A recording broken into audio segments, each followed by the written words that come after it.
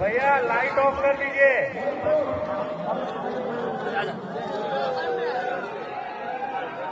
बोलो बजरंग बली। 7, 6, 5, 4, 3, 2, 1।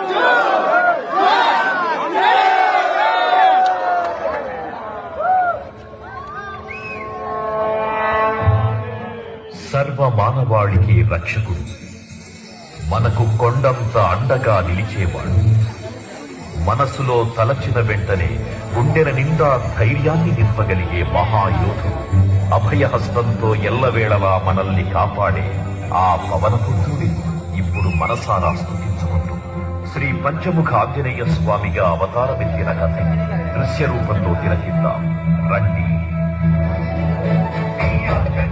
ప్రసన్నాంజనేయం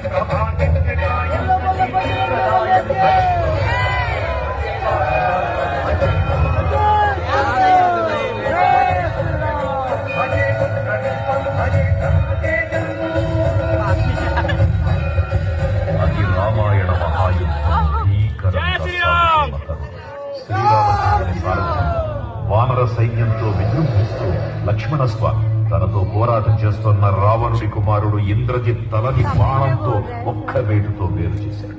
ఇంద్రజిత్ మరణ వార్త విన్న రావణుడు ఆవేశంతో ఊగిపోయాడు. ప్రతీకారం కోసం పాతాళ లోకాధిపతి తన సోదరుడు అయినటువంటి మహిరావణుడి సహకారం కోరాడు.